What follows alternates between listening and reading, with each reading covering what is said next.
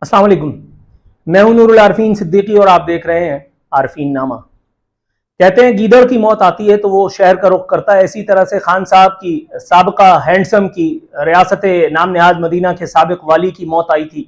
उनकी शामत अमाल ने उनको दावत दी थी तो उन्होंने एक हकीकी सहाफ़ी का रुख कर लिया। हालांकि इनका तजुर्बा हैंडसम का तो सिर्फ इमरानडू सहाफ़ियों को झेलने का है।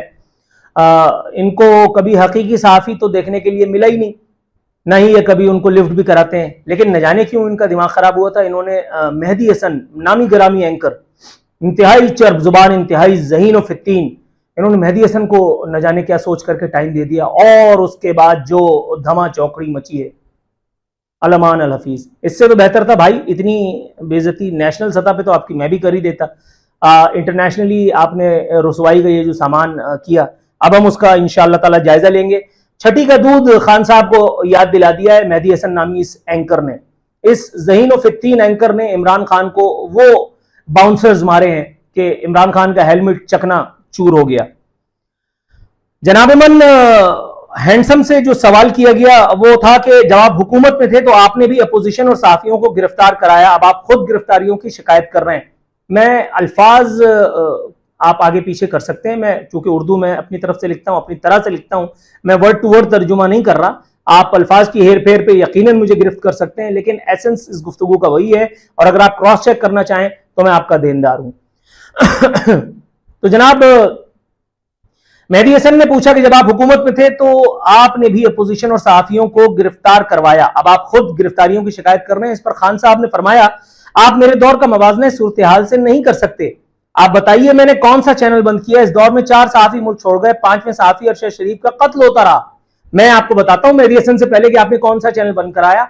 अब तक न्यूज जिस पर मैं मुलाजिम था, जिसने 100 कितने दिन आपका धरना था, जिसने अपनी सारी डीएसएनजीज 2 डीएसएनजी कम अज कम आपकी एक्सरसाइज और आपके वो मुजरे के लिए जो आप वहां इस्लामाबाद में करवाते थे कौमी यूथ का, उसकी कवरेज के लिए वहां रखा।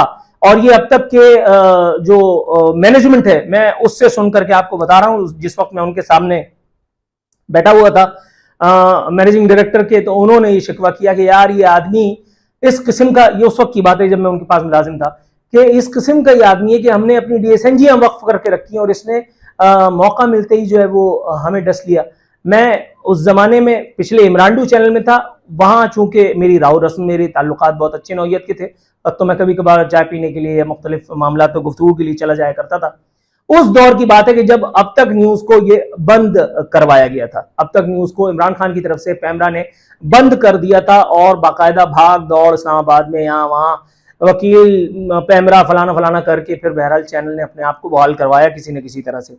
ये कह रहे हैं कि मैंने कौन सा चैनल बंद करवाया, कह रहे हैं कि इस दौर में 4 सहाफी मुल्क छोड़ गए, 5वें सहाफी अरशद शरीफ का कत्ल हो गया। इसके जवाब में मेहदी हसन ने कहा आपके दौर में भी ऐसा होता रहा है। रिपोर्टर्स विदाउट बॉर्डर ने 2020 में आपको आजाद प्रेस का शिकारी कहा।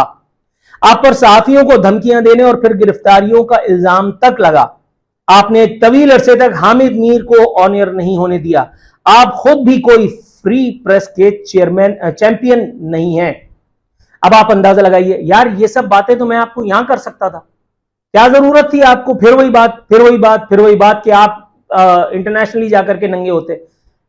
इतनी बेइज्जती तो आपकी मैं ही कर सकता था। और यानी अगर आप मेरे सामने ही गवारा कर लेते तो मेहदी हसन तक जाने की जरूरत ना पड़ती ना। अब सुनिए खान साहब इस बात का जवाब देते हैं, मुझे मुतीउल्लाह जान के अगवा का पता चला तो मैं अगले दिन उसे वापस लाया। यानी मुतीउल्लाह जान को उठाया था एस्टेब्लिशमेंट ने, यानी फैज हमीद की आईएसआई ने, और ये इतने ताकतवर थे, इतने बड़े टार्जन के बच्चे थे कि ये अगले दिन उसको वापस भी लिया है। और भाई तू अगर इतने ही ताकतवर था तो फिर आगे जो मैं अभी इल्जाम लगाने वाला हूं मेहदी हसन की इस बात से निकाल करके फिर तुम उसको जस्टिफाई कैसे करोगे? फिर तुम कैसे कहते हो कि जी मुझे काम नहीं करने दिया गया? इसका मतलब है कि मुल्क में प्रैक्टिकली तुम्हारी हुकूमत थी। अगर तुम इतने ही चौड़े थे कि तुम आईएसआई को किसी भी काम से मजबूर कर सकते थे, तुमने आईएसआई ने उसको उठाया मुतीउल्लाह जान को और तुम उसको आईएसआई की चुंगल से निकाल के ले गए, तब तो तुम बहुत बड़े तवंगर हुए। आदि मुजरिम, हैबिचुअल लायर। आगे हैंडसम फरमाते हैं असल में उस वक्त एस्टेब्लिशमेंट अपने ऊपर होने वाली तनकीद से परेशान थी और वही लोग मुतीउल्लाह जान के उठाए जाने के जिम्मेदार भी थे। बताइए, एस्टेब्लिशमेंट ने उनको उठाया। फिर वही बात जो मैं करूंगा, तुम इतने तवंगर थे तो भाई हुकूमत तुमने क्यों कर नहीं चला ली खुद से? फिर तुम क्यों कहते हो कि मुझे हाथ पैर बांध करके और समंदर में फेंक दिया? खान साहब फरमाते हैं आज मीडिया पर मेरा नाम तक नहीं लिया जा सकता। मेहदी हसन ने तुर्की बतुर्की जवाब दिया, आपके दौर में भी तो नवाज शरीफ का नाम लेने पर पाबंदी थी। अब आप जवाब सुनिए, कह रहे हैं नवाज शरीफ पर पाबंदी सुप्रीम कोर्ट ने लगाई, सुप्रीम कोर्ट ने उसको सजा सुनाई और वो झूठी मेडिकल रिपोर्ट जमा करा करके मुल्क से फरार हो गया। इसका इस सवाल से क्या लेना देना है? वो क्लच प्लेटों में बहाना बना करके गया। ये तो मैं भी नेशनल मेन स्ट्रीम मीडिया पे और सोशल मीडिया पे बैठ करके बोलता रहता हूं, नवाज शरीफ आदि भगोड़ा है। ये तो मैं पहली दफा जब मुशर्रफ के दौर में जब ये भागा था तब से कहता आ रहा हूं। ये कौन सी आपने हमारी मालूमात में इजाफा किया? मेहदी हसन ने आगे जाकर के खान साहब के मजीद कपड़े उतारे, कह रहा था कि आज आप उसी पाकिस्तानी मिलिट्री एस्टेब्लिशमेंट के खिलाफ सफारा दिखाई देते हैं। मैं फिर कह रहा हूं, उर्दू मेरी है लेकिन एसेंस अगर आप चेक करें तो एसेंस वही मिलेगा। आज आप उसी पाकिस्तानी मिलिट्री एस्टेब्लिशमेंट के खिलाफ सफारा दिखाई देते हैं जिसकी पॉलिटिकल इंजीनियरिंग 2018 में आपको कसरे वजीर आजम तक ले जाने का सबब बनी। अब आप सुनिए सदी का सबसे बड़ा झूठ, सदी का सबसे मज़ाक़खेज़ लतीफा जो हैंडसम के मुंह से बरामद हुआ। फरमाते हैं पाकिस्तान में फौज का किरदार 75 सालों से एक सियासी हकीकत है और जो कोई भी यहां सियासत करता है उसे एस्टेब्लिशमेंट के साथ ही चलना पड़ता है। मुझे फौज इख्तियार में नहीं लाई थी, बल्कि मैं इसलिए मुंतखब हो सका क्योंकि फौज ने बस मेरी मुखालफत नहीं की, गोया मारूं घुटना और फूटे आंख। पिछले दौर में, पिछले जमानों में लोग झूठ बोलते थे तो उनको मौत आ जाती थी। फिर जमाना थोड़ा सा बदला तो ऐसा हुआ कि लोगों के पेट में कम से कम दर्द होने लगा। ये वो कलयुग है बकौल हिंदुओं के, हिंदी में जिसको कहते हैं कि यहां इमरान खान को कुछ भी नहीं हो रहा। साफ झूठ। फौज ने सिर्फ तुम्हारी मुखालफत नहीं की इसलिए तुम वजीर आजम बने, झूठ बोलते हो।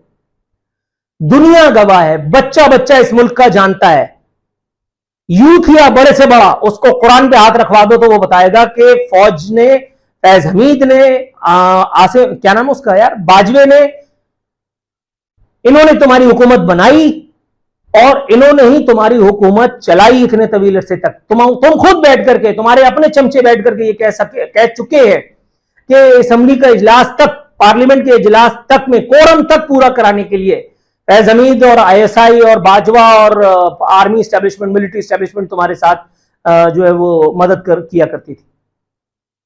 और तुम कह रहे हो कि उन्होंने सिर्फ तुम्हारी मुखालफत नहीं की इसलिए तुम इख्तियार में आ गए। तुम इतने बड़े चेयरमैन थे, तुम इख्तियार में आए भी उनकी वजह से थे और तुम इख्तियार से गए भी उन्हीं की मुखालफत की वजह से हो। तुमने बाजवा को जो है वो अपना पीरो मुर्शिद माना था, तुम बाजवा की बजाते रहे, वो तुम्हारी ठोकता रहा। ये सब इख्तियार की हवस परस्ती में तुमने ऐसे ही बाजवा को जो है वो लाइफ टाइम ऑफर कर दी थी बकौल तुम्हारे। तुमने बाजवा को जो एक्सटेंशन की ऑफर की थी, एक्सटेंशन, बाजवा इतना ही बुरा था तो भाई उसको एक्सटेंशन क्यों दे रहे थे तुम? फैज हमीद के बारे में आज भी पाकिस्तान तहरीक इंसाफ का, इमरान खान के किसी पिट्ठू, हाजिर सर्विस या साबका, उसकी जुबान पे एक लफ्ज नहीं आता। फैज हमीद के बारे में कभी कोई बात करके बताओ ना यार। तुम्हें पाकिस्तान की मिलिट्री एस्टेब्लिशमेंट से भी शिकवा है, पाकिस्तान की आर्मी की इस रविश से भी शिकवा है। तुम्हारे 10,000 कारकुन सो कॉल्ड जो तुम्हें लगता है कि जेलों में डाल दिए, तुम्हें मीडिया पे पाबंदियां भी आज नजर आ रही हैं, तुम्हें 130वां नंबर भी अदलिया का नजर आने लगा है। वो तमाम खराबियां जो पहले दिन से पाकिस्तान में हैं, पाकिस्तान के इस गले सड़े बोसीदा निजाम का इस हिस्सा है, खासा है। तुम्हें अब इख्तियार का हलवा जब तुम्हारे पास से उठा लिया गया तब तुम्हें नजर आएंगे। ये तो है, ये तो पहले दिन से। जब तुम 3.5 साल तक इख्तियार का झूला झूलते रहे थे तब तुमने क्यों फौज की मुखालफत नहीं की थी कि भाई तुम अपने लिमिट में रहो, मुझे अपना काम करने दो? तब तो तुम्हारे कितने इंटरव्यूज मौजूद हैं जिसमें तुम बाजवा की खुशामद कर रहे हो, बाजवा के डेमोक्रेट होने की बातें कर रहे हो, बाजवा को कह रहे हो कि इतनी सख्त क्रिटिसिज्म भी बाजवा जो है वो चुप करके सुन लेता है। तुमने खुद कहा है। हम जैसे खैर एंकर्स को तो कहां ही तुम दर्शन दोगे। तुम तो इस्लामाबाद के उन इमरानडू सहाफियों को या लाहौर के उन इमरानडू सहाफियों तक ही महदूद रहे।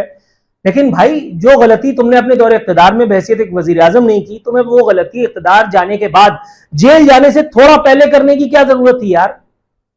मेहदी हसन जैसे सहाफी को भाई तुम उसके कुछ पुराने प्रोग्राम्स देख लेते, कुछ क्लिप्स देख लेते, ये तो उधेड़ कर रख देता है।